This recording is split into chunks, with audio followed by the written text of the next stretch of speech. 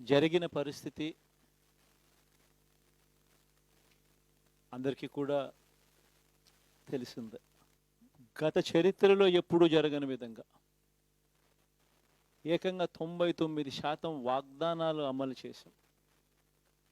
ఎప్పుడు జరగలేదు ఆంధ్ర రాష్ట్ర చరిత్రలో కానీ దేశ చరిత్రలో కానీ ఈ మాదిరిగా మేనిఫెస్టో అన్నది ఒక పవిత్ర గ్రంథంగా భావించి అదొక బైబిల్ గాను, అదొక ఖురాన్ గాను, అదొక భగవద్గీత గాను భావిస్తూ టిక్కు పెట్టమని చెప్పి ప్రతి ఇంటికి పంపించి టిక్కు పెట్టమని చెప్పి ప్రతి అడుగుతూ ఆ ప్రతి అక్క చెల్లెమ్మల ఆశీస్సులు తీసుకుంటూ ఆ ఇంట్లో ఉన్న అవ్వాతాతల దీవెనలు తీసుకుంటూ ఏ రోజు కూడా ఈ మాదిరిగా బటన్లు నొక్కడం ఏకంగా 2,70,000 కోట్ల రూపాయలు ఎటువంటి వివక్ష లేకుండా ఎటువంటి లంచాలు లేకుండా ఏ నెలలో ఏమిస్తామో అని ముందే చెప్పి క్యాలెండర్ ప్రకటించి ఆ నెలలో అది తప్పకుండా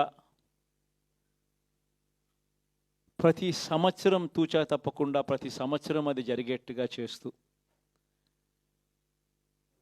ఏకంగా 2,70,000 కోట్ల రూపాయల వివిధ పథకాల ద్వారా మాట తప్పకుండా జరగడం కూడా గతంలో ఎప్పుడూ కూడా చూడలేదు, జరగలేదు. ఇవన్నీ కూడా నేను ఏదైతే చెప్తా ఉన్నానో ఇవన్నీ ఎప్పుడూ చూడని మార్పులు, గతంలో ఎప్పుడూ జరగని సంస్కరణలు. విద్యారంగంలో అయితేనేమి, వైద్య రంగంలో అయితేనేమి, వ్యవసాయ రంగంలో అయితేనేమి, సామాజిక న్యాయం అంశంలో అయితేనేమి, మహిళా సాధికారత అంశంలో అయితేనేమి, గవర్నెన్స్ విషయంలో అయితేనేమి ఎప్పుడు జరగని చూడని సంస్కరణలను కూడా తీసుకొచ్చు. ఇవన్నీ నేను ఏదైతే చెప్తా ఉన్నానో ఇవన్నీ మనం చేసి చూపించి ప్రజల మన్ననలు పొందిన తర్వాతే ఎన్నికలకు వెళ్ళాం. ఎన్నికల్లో ఏమైందో తెలీదు. 5 సంవత్సరాలు కళ్ళు మూసుకుంటే చాలా అయిపోయింది. 5 సంవత్సరాలు మళ్ళీ 2024 నుంచి 2029 కూడా